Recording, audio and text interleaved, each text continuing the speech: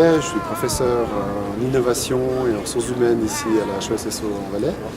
Et je mets en activité ce que j'enseigne, à savoir développer des stratégies créatives dans le cadre des entreprises et d'accompagner le changement chez les personnes et dans les organisations.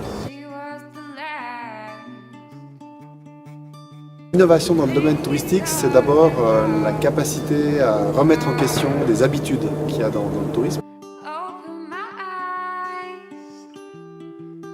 Personnellement, celle qui m'a le plus marqué, je dirais Airbnb. Elle a énormément perturbé le domaine, notamment hôtelier, mais aussi touristique. Elle remet en question des frontières. Je pense qu'elle répond à une problématique, je pense, au lit froid. Mais ce qu'elle met en avant, c'est la résistance de l'environnement et des acteurs touristiques. Et ça, je trouve dommage, parce que je pense qu'en termes de modèle d'affaires, ça serait intéressant de développer.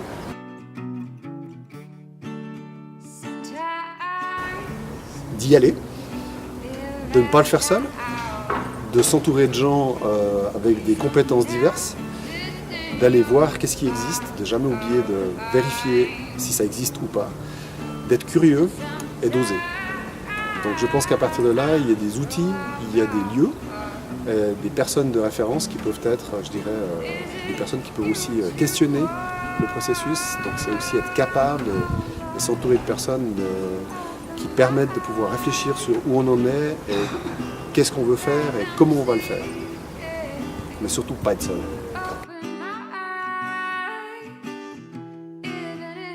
Je pense que le tourisme suisse doit innover. Je pense qu'il y a une envie.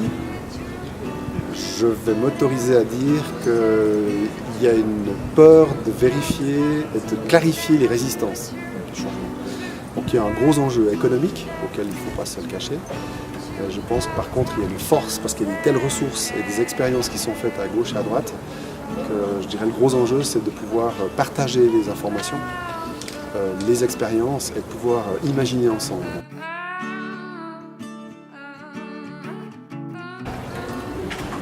Je dirais de créer des nouveaux marchés, ça serait le premier élément.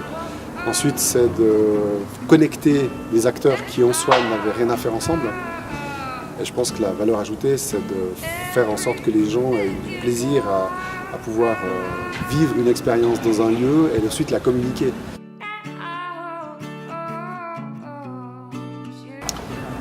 Quelque chose de différent de ce qui se fait d'habitude. En gros, que ça ne soit pas l'opportunité de réunir une congrégation de gens qui ont du plaisir de se voir. J'aspirerais à oser expérimenter donc de la pratique et que cette pratique permette de pouvoir au fond co-construire et réimaginer des manières de faire le tourisme. Donc il s'agit de renforcer ce qui fonctionne bien, parce que l'innovation c'est pas tout changer. C'est au contraire essayer d'avoir une valeur ajoutée et de peut-être mettre en lien les acteurs du tourisme.